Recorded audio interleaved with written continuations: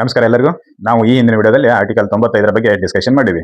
ಏನು ಆರ್ಟಿಕಲ್ 95 ಹೇಳ್ತೈತಿ ಅಂತಂದ್ರೆ, ಸಭಾಪತಿ ಮತ್ತು ಉಪಸಭಾಪತಿಗಳ ಸ್ಥಾನಗಳು ಅಬ್ಸೆಂಟ್ ಇದ್ದಾಗ ಅಥವಾ ಖಾಲಿ ಆದಾಗ ಯಾರು ಯಾವ ರೀತಿ ಸಭಾಪತಿಯ ಸ್ಥಾನದಲ್ಲಿ ಕೂತು ಕೆಲಸವನ್ನು ನಿರ್ವಹಿಸಬೇಕು ಅಂತ ಹೇಳಿ ಆರ್ಟಿಕಲ್ 95 ವಿಸ್ತೃತವಾಗಿ ಹೇಳ್ತೈತಿ. ಅದ್ರ ಬಗ್ಗೆ ನಾವು ಹಿಂದಿನ ವಿಡಿಯೋದಲ್ಲಿ ಡಿಸ್ಕಷನ್ ಮಾಡಿವಿ. ಇವತ್ತಿನ ವಿಡಿಯೋದಲ್ಲಿ ಆರ್ಟಿಕಲ್ 96 ಬಗ್ಗೆ ಡಿಸ್ಕಷನ್ ಮಾಡಬೇಕು. ಆರ್ಟಿಕಲ್ 96 ಇದೇನು ಹೊಸದಲ್ಲ. ಈಗಾಗಲೇ ನಾವು ಆರ್ಟಿಕಲ್ 94 ಬಗ್ಗೆ ಡಿಸ್ಕಷನ್ ಮಾಡಿವಿ. ಏನು ಸಭಾಪತಿಯ ಸ್ಥಾನಗಳು ಯಾವ ರೀತಿ ಖಾಲಿ ಆಗ್ತವೆ ಅನ್ನೋದ್ರ ಬಗ್ಗೆ ನಾವು ಡಿಸ್ಕಷನ್ ಮಾಡಿವಿ. ಸಭಾಪತಿ ಮತ್ತು ಉಪಸಭಾಪತಿಗಳ ಸ್ಥಾನಗಳು ಆರ್ಟಿಕಲ್ 94 ಹೇಳಿರಂತೆ ಮೂರು ವಿಧಗಳಲ್ಲಿ ಖಾಲಿ ಆಗ್ತಾವು ಅಂತೇಳಿ. ಒಂದನೇದ್ದು, ಸಭಾಪತಿಯವರ ಸ್ಥಾನ ಏನು ಲೋಕಸಭೆಯ ಸದಸ್ಯತ್ವದ ಸ್ಥಾನ ರದ್ದಾಯ್ತು ಅಂತಂದ್ರೆ ಆಟೋಮೆಟಿಕ್ ಆಗಿ ಸಭಾಪತಿಯವರ ಸ್ಥಾನವೂ ಕೂಡ ರದ್ದಾಗ್ತೈತಿ. ಯಾವ ವ್ಯಕ್ತಿ ಸಭಾಪತಿಯ ಸ್ಥಾನದಲ್ಲಿ ಕೂತಿರ್ತಾನೋ ಆ ವ್ಯಕ್ತಿಯ ಸದಸ್ಯತ್ವ ರದ್ದಾಯ್ತು ಅಂದ್ರೆ, ಲೋಕಸಭೆಯ ಸದಸ್ಯತ್ವ ರದ್ದಾಯ್ತು ಅಂತಂದ್ರೆ ಆತನ ಸಭಾಪತಿ ಸ್ಥಾನವೂ ಕೂಡ ಆಟೋಮೆಟಿಕ್ ಆಗಿ ಸೀಸ್ ಆಗ್ತೈತಿ ಅಂತೇಳಿ. ಇನ್ನು ಎರಡನೇದ್ದು, ಮೂರು ರೀತಿ ಹೇಳಕತ್ತೀವಿ. ಈ ಎರಡನೇದ್ದೇನು, ರಾಜೀನಾಮೆ ಕೊಟ್ಟರು ಅಂತಂದ್ರೆ ಆವಾಗನೂ ಕೂಡ ಸದಸ್ಯತ್ವ ಸಭಾಪತಿಯ ಸ್ಥಾನ ಖಾಲಿ ಆಗ್ತೈತಿ. ಸಭಾಪತಿ ಇದ್ದವರು ಉಪಸಭಾಪತಿಗೆ ರಾಜೀನಾಮೆ ಕೊಡುವುದರ ಮೂಲಕ ತಮ್ಮ ಸ್ಥಾನವನ್ನು ಖಾಲಿ ಮಾಡಬಹುದು. ಎರಡನೇದ್ದು.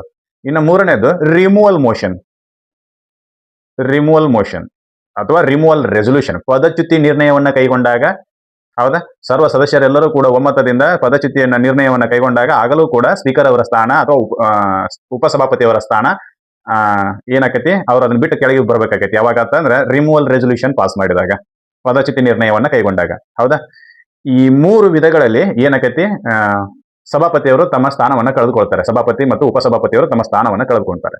ಹೌದಾ, ಈಗ ಆರ್ಟಿಕಲ್ 96 ಮತ್ತು 94 ಏನು ಸಂಬಂಧ ಅಂತಂದ್ರೆ, ಆರ್ಟಿಕಲ್ 94 ಅದರಲ್ಲಿ ಒಂದು ವಿಧ ಬರ್ತೈತಿ, ರಿಮೂವಲ್ ರೆಸೊಲ್ಯೂಷನ್ ಅನ್ನ ಪಾಸ್ ಮಾಡಿದಾಗ ಸಭಾಧ್ಯಕ್ಷರು ಅಥವಾ ಉಪಸಭಾಧ್ಯಕ್ಷರು ಆ ಸ್ಥಾನದಿಂದ ಕೆಳಗಿಳಿಬೇಕು ಅಂತೇಳಿ. ಹೌದಾ, ಈ ರಿಮೂವಲ್ ರೆಸೊಲ್ಯೂಷನ್ ಅನ್ನ ಅಡಾಪ್ಟ್ ಮಾಡ್ಕೊಂಡಾಗ ಯಾರು ಸಭಾಪತಿ ಸ್ಥಾನದಲ್ಲಿ ಕೂಡಬೇಕು. ಒಂದು ವಿಷಯ ನಿಮಗೆ ಕ್ಲಾರಿಫೈ ಮಾಡ್ತೀನಿ. ಈಗ ಓಂ ಬಿರ್ಲಾ ಅವರು ಲೋಕಸಭೆಯ ಸಭಾಪತಿ ಇದ್ದಾರೆ. ಇವರ ವಿರುದ್ಧ ಪದಚ್ಯುತಿ ನಿರ್ಣಯವನ್ನ ಕೈಗೊಳ್ಳಬೇಕಾಗಿತ್ತು. ಓಂ ಬಿರ್ಲಾ ಅವರ ವಿರುದ್ಧ ರಿಮೂವಲ್ ರೆಸೊಲ್ಯೂಷನ್ ಅನ್ನು ಕೈಗೊಳ್ಳಬೇಕಾಗಿತ್ತು. ಇದು ಅಡಾಪ್ಟ್ ಆದ ನಂತರ ಸಿಟ್ಟಿಂಗ್ ನೊಳಗೆ ಹಾಕೊಳ್ಬೇಕು. ಈಗ ಓಂ ಬಿರ್ಲಾ ಅವರ ವಿರುದ್ಧವೇ ನೀವು ಸರಿ ಇಲ್ಲಪ್ಪ ಅಂತೇಳಿ ಅವರನ್ನ ಸೀಟ್ನಿಂದ ಕೆಳಗೆ ಇಳಿಸಾಕ ಚರ್ಚೆ ನಡಿಬೇಕಾಗಿತ್ತು. ಹೌದಾ, ಆ ಚರ್ಚೆ ನಡೆದ ಸಂದರ್ಭದಲ್ಲಿ ಯಾರು ಸಭಾಪತಿ ಸ್ಥಾನವನ್ನ ಅಲಂಕರಿಸಬೇಕು? Who become a speaker when the removal resolution were adopted against the sitting speaker. ಈ ಸದ್ಯ ಪೀಠಾಸೀನರಾಗಿರ್ತಕ್ಕಂಥ ಸಭಾಪತಿಯವರ ವಿರುದ್ಧ ಪದಚ್ಯುತಿ ನಿರ್ಣಯವನ್ನ ಕೈಗೊಳ್ಳುವ ತರಾವನ್ನ ಅಡಾಪ್ಟ್ ಮಾಡಿಕೊಂಡಾಗ ಆ ಸ್ಥಾನದಲ್ಲಿ ಸಭಾಪತಿಯಾಗಿ ಯಾರು ಕೆಲಸ ನಿರ್ವಹಿಸಬೇಕು? ಏನು ನಾನೇ ಸಭಾಪತಿ ಇದೀನಿ, ನಾನೇ ಕಂಟಿನ್ಯೂ ಆಗ್ತೀನಿ ಅಂತ ಓಂ ಬಿರ್ಲಾ ಅವರು ಹೇಳ್ತಾರೋ, ಅಥವಾ ಬೇರೆ ಯಾರಾದ್ರೂ ಸಭಾಪತಿಯವರ ಸ್ಥಾನದಲ್ಲಿ ಕೂತು ಆ ನಿರ್ಣಯವನ್ನ ಕೈಗೊಳ್ತಾರೋ ಅನ್ನೋದಕ್ಕೆ ಆನ್ಸರ್ ಆರ್ಟಿಕಲ್ 96 ಹೇಳ್ತೈತಿ. This is an question. Who will be preside over when the removal resolution is adopted against the sitting speaker ಅಂತ ಒಂದು ಕ್ವಶನ್ ಅರೈಸ್ ಆಗ್ತೈತಿ. ಯಾರು ಸಭಾಪತಿಯಾಗಿ ಕಾರ್ಯನಿರ್ವಹಿಸುತ್ತಾರೆ ಯಾವಾಗ ಅಂತ ಕೇಳಿದ್ರೆ, ಪ್ರಸ್ತುತ ಅಧಿಕಾರದಲ್ಲಿರುವ ಸಭಾಪತಿಯವರ ವಿರುದ್ಧ ಪದಚ್ಯುತಿ ನಿರ್ಣಯ ಅಡಾಪ್ಟ್ ಆದಾಗ. ಈ ಕ್ವಶನ್ ಕೇಳಿದಾಗ ನಾನೇ ಸಭಾಪತಿ ಅದೀನಿ, ನಾನೇ ಸಭಾಪತಿಯಾಗಿ ಮುಂದುವರಿತೀನಿ ಅಂತ ಹೇಳಿ ಅನ್ನಕ್ಕೆ ಬರೋದಿಲ್ಲ ಯಾರಿಗೆ? ಓಂ ಬಿರ್ಲಾ ಅವರಿಗೆ. Because of what? Article 96 restrict him. ಸಂವಿಧಾನದ ಕಲಂ 96 ಅವರನ್ನ ಪ್ರತಿಬಂಧಿಸ್ತೈತಿ. ಯಾವುದರ ಸಲುವಾಗಿ? ನಿಮ್ಮ ವಿರುದ್ಧವೇ ಪದಚ್ಯುತಿ ನಿರ್ಣಯವನ್ನ ಅಡಾಪ್ಟ್ ಮಾಡಿಕೊಂಡಾಗ ನೀವೇ ಸಭಾಪತಿಯಾಗಿ ಕೆಲಸ ನಿರ್ವಹಿಸುವುದನ್ನ ನಿರ್ಬಂಧಿಸ್ತೈತಿ. ಯಾವುದು? ಆರ್ಟಿಕಲ್ 96. ಇವತ್ತಿನ ಚರ್ಚಾ ವಿಷಯ ಅದು. ಯಾರು ಸಭಾಪತಿಯಾಗಿ ಕಾರ್ಯನಿರ್ವಹಿಸಬೇಕು ಅಂತ ಹೇಳಿ ಕೇಳಿದಾಗ ಆರ್ಟಿಕಲ್ 96 ಆನ್ಸರ್ ಮಾಡ್ತೈತಿ. ಅದರ ಬಗ್ಗೆ ಇವತ್ತಿನ ಚರ್ಚಾ ವಿಷಯ, ಅದನ್ನ ಚರ್ಚೆ ಮಾಡೋಣ. ಏನ್ ಹೇಳ್ತೈತಿ? The speaker or deputy speaker not to preside while a resolution for his removal from the office is under consideration. Not to preside. ಪೀಠಾಸೀನರಾಗಿರುವಂತಿಲ್ಲ, ಅಧ್ಯಕ್ಷ ಸ್ಥಾನದಲ್ಲಿ ಕೂಡುವಂತಿಲ್ಲ. ಯಾರು? ಸ್ಪೀಕರು ಅಥವಾ ಡೆಪ್ಯೂಟಿ ಸ್ಪೀಕರು. ಯಾವಾಗ? ಅವರ ವಿರುದ್ಧವೇ ಪದಚ್ಯುತಿ ನಿರ್ಣಯ ಅಡಾಪ್ಟ್ ಮಾಡ್ಕೊಂಡಾಗ. ಇದು ನಮಗೆ ಗೊತ್ತಿರ್ಬೇಕು. ಮತ್ತೆ ಯಾರು ಕೂಡ್ಬೇಕ್ರಿ? ಈಗ ಒನ್ ಬೈ ಒನ್ ಚರ್ಚೆ ಮಾಡೋಣ. ಒಂದು ವೇಳೆ ಲೋಕಸಭೆ ಇದ್ದದ್ದು ಏನ್ ಮಾಡ್ತೈತಿ? ಸ್ಪೀಕರ್ ಅವರ ವಿರುದ್ಧ ಏನ್ ಮಾಡ್ತೈತಿ? ಪದಚ್ಯುತಿ ನಿರ್ಣಯವನ್ನ ಮಂಡನೆ ಮಾಡಿದಾಗ ಈ ಸ್ಪೀಕರ್ ಅವರು ಅಧ್ಯಕ್ಷ ಸ್ಥಾನದಲ್ಲಿ ಕೂಡುವಂತಿಲ್ಲ, ಸ್ಪೀಕರ್ ಸ್ಥಾನದಲ್ಲಿ ಕೂಡುವಂತಿಲ್ಲ. ಈಗ ಸದ್ಯ ಇರ್ತಕ್ಕಂಥ ಸ್ಪೀಕರ್ ಅವರ ವಿರುದ್ಧ ಪದಚ್ಯುತಿ ನಿರ್ಣಯವನ್ನ ಅಡಾಪ್ಟ್ ಮಾಡ್ಕೊಂಡಾಗ ಸ್ಪೀಕರ್ ಅವರು ಏನ್ ಮಾಡುವಂತಿಲ್ಲ, ಸದ್ಯದ ಸ್ಪೀಕರ್ ಅವರು ಸ್ಪೀಕರ್ ಸ್ಥಾನದಲ್ಲಿ ಕೂಡುವಂತಿಲ್ಲ. ಮತ್ತೆ ಯಾರು ಕೂಡ್ಬೇಕ್ರಿ? ಅವಾಗ ಡೆಪ್ಯೂಟಿ ಸ್ಪೀಕರ್ ಅವರು ಕೂಡಬೇಕು.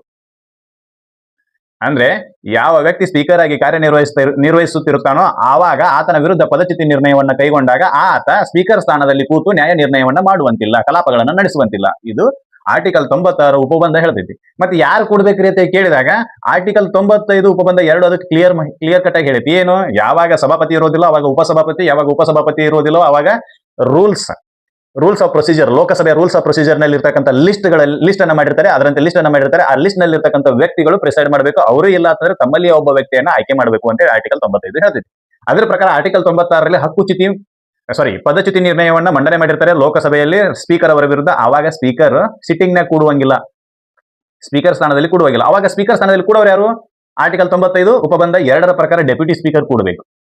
ಡೆಪ್ಯೂಟಿ ಸ್ಪೀಕರ್ ಇರ್ಲಿಲ್ಲ ಅಂತಂದ್ರೆ ರೂಲ್ಸ್ ಆಫ್ ಪ್ರೊಸೀಜರ್ ನಲ್ಲಿ ಒಂದು ಲಿಸ್ಟ್ ಅನ್ನ ಮಾಡಿರ್ತಾರೆ ಲೋಕಸಭೆ ಸದಸ್ಯರದು. ಯಾರು ಸ್ಪೀಕರ್ ಮತ್ತು ಉಪ ಸ್ಪೀಕರ್ ಇರೋದಿಲ್ಲವೋ, ಸ್ಪೀಕರ್ ಮತ್ತು ಡೆಪ್ಯೂಟಿ ಸ್ಪೀಕರ್ ಇರೋದಿಲ್ಲವೋ ಅವಾಗ ಯಾರು ಸ್ಪೀಕರ್ ಸ್ಥಾನದಲ್ಲಿ ಕೂಡಬೇಕು ಅನ್ನೋದ್ರ ಬಗ್ಗೆ ಲಿಸ್ಟ್ ಮಾಡಿರ್ತಾರೆ. ಆ ಲಿಸ್ಟ್ ನಲ್ಲಿ ಇರ್ತಕ್ಕಂಥ ವ್ಯಕ್ತಿಗಳು ಆ ಸ್ಥಾನದಲ್ಲಿ ಕೂತು ಕಲಾಪಗಳನ್ನು ನಡೆಸಬೇಕು.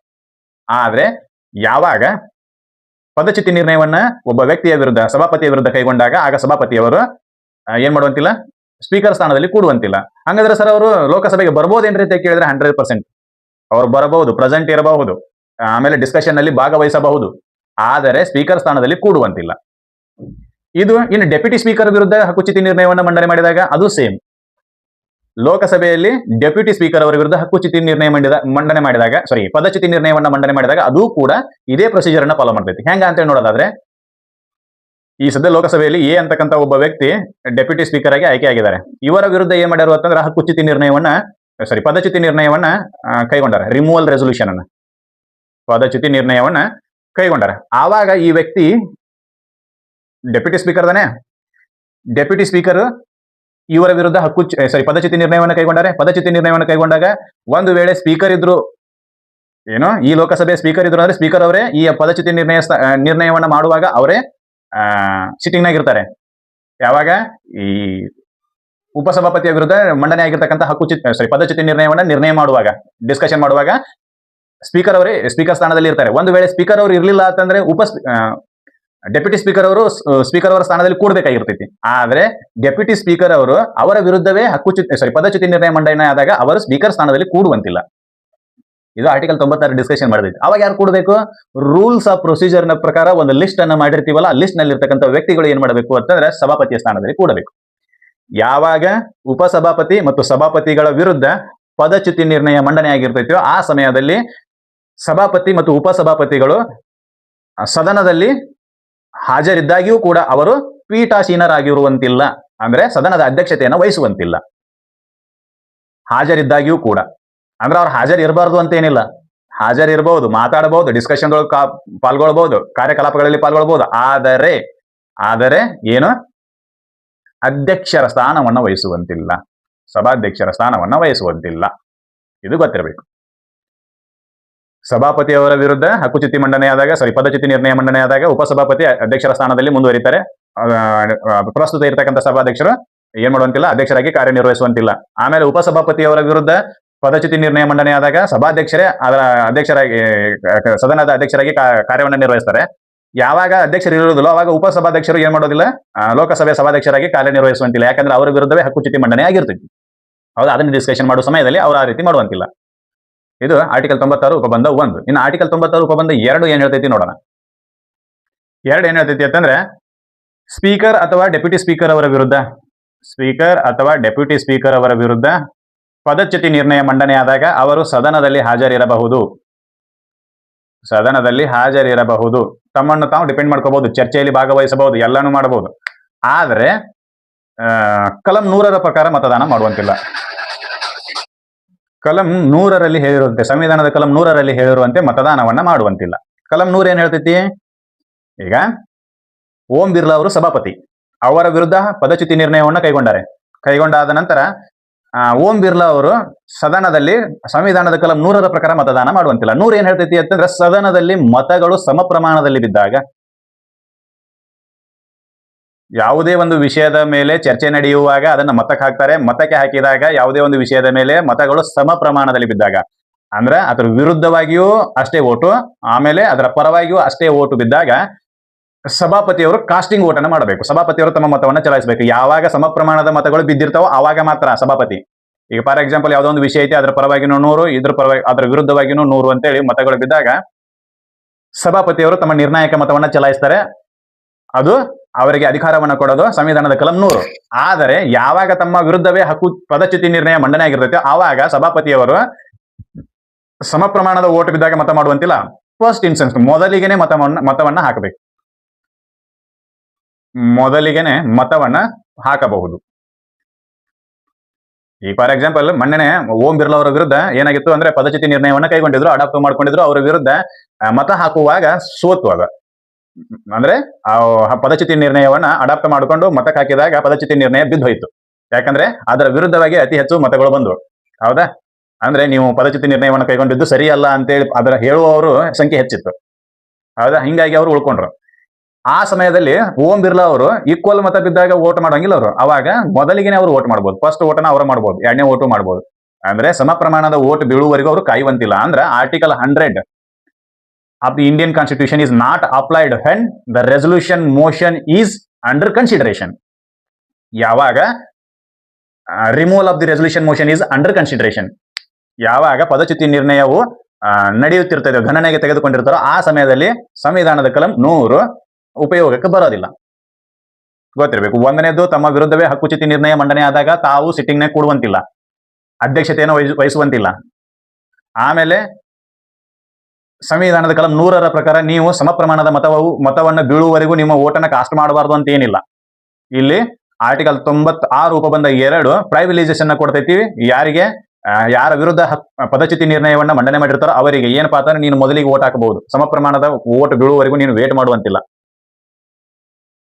ಸರಿ, ಯಾಕೆ ಅವ್ರು ಸಿಟ್ಟಿಂಗ್ನಾಗ ಕೂಡಬಾರ್ದು ಅಂತ ಹೇಳ್ತಿದ್ರೆ ಅದಕ್ಕೇನು ಸಂಬಂಧ ಐತಿ ಅಂತೇಳಿ ನೀವು ಕೇಳಬಹುದು. ಯಾಕೆ ಪದಚ್ಯುತಿ ನಿರ್ಣಯವನ್ನ ಕೈಗೊಂಡಾಗ ಅವ್ರು ಯಾಕೆ ಸಿಟ್ಟಿಂಗ್ನಾಗ ಕೂಡಬಾರ್ದ್ರಿ ಸರ್ ಅಂತ ಕೇಳಬಹುದು. ಯಾಕೆ ಕೂಡಬಾರ್ದು ಅಂತಂದ್ರೆ ಪಾರ್ಶಾಲಿಟಿ ಆಗಬಾರ್ದು ಅಂತ ಹೇಳಿ.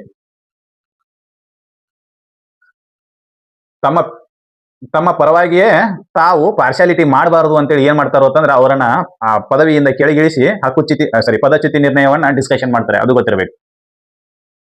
To ensure the impartiality in the matter of the discussion about removal resolution.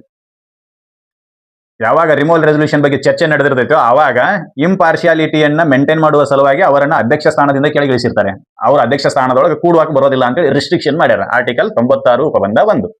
ಇದು ನಮಗೆ ಗೊತ್ತಿರಬೇಕು. ಇದಿಷ್ಟು ಮಾಹಿತಿ ರಿಮೂವಲ್ ರೆಸಲ್ಯೂಷನ್ ಪಾಸ್ ಆದಾಗ ಯಾರು ಅಡಾಪ್ಟ್ ಮಾಡ್ಕೊಂಡಾಗ ಯಾರು ಪ್ರಸ್ತುತ ಇರತಕ್ಕಂಥ ಸಭಾಪತಿ ಆಗಲಿ ಅಥವಾ ಉಪಸಭಾಪತಿ ಆಗಲಿ ಅವರ ವಿರುದ್ಧವೇ ಹಕ್ಕುಚ್ಯುತಿ ಮಂಡನೆ ಆದಾಗ ಸಭಾಪತಿಯ ಸ್ಥಾನದಲ್ಲಿ ಕಾರ್ಯನಿರ್ವಹಿಸುವಂತಿಲ್ಲ ಅಂತೇಳಿ ಆರ್ಟಿಕಲ್ 96 ಉಪಬಂಧ 2 ಹೇಳ್ತೈತಿ. ಆಮೇಲೆ ಆರ್ಟಿಕಲ್ 96 ಉಪಬಂಧ 1 ಹೇಳ್ತೈತಿ. ಆರ್ಟಿಕಲ್ 96 ಉಪಬಂಧ 2 ಏನ್ ಹೇಳ್ತೈತಿ ಅಂತಂದ್ರೆ ಸಂವಿಧಾನದ ಕಲಂ 100 ಯಾವಾಗ ರಿಮೂವಲ್ ರೆಸಲ್ಯೂಷನ್ ಅನ್ನ ಪಾಸ್ ಮಾಡಿರ್ತಾರೋ ಅವಾಗ ಸಭಾಪತಿಯವರಿಗೆ ಅಟ್ರಾಕ್ಟ್ ಆಗೋದಿಲ್ಲ ಅಂತ. 100ರ ಪ್ರಕಾರ ಈಕ್ವಲ್ ಮತ ಬಿದ್ದಾಗ ನಿರ್ಣಾಯಕ ಮತವನ್ನ ಮಾತ್ರ ಯಾರು ಸಭಾಪತಿಯವರು ಹಾಕಬೇಕು. ಆದ್ರೆ ನಿರ್ಣಾಯಕ ಮತದ ಪ್ರಶ್ನೆನೇ ಬರೋದಿಲ್ಲ. ಯಾಕೆ ಬರೋದಿಲ್ಲ ಅಂತಂದ್ರೆ ಅವರ ವಿರುದ್ಧವೇ ಹಕ್ಕುಚ್ಯುತಿ ಮಂಡನೆ ಆದಾಗ ಅವರು ತಮ್ಮ ಮೊದಲ ಮತವನ್ನ ಹಾಕಬಹುದು.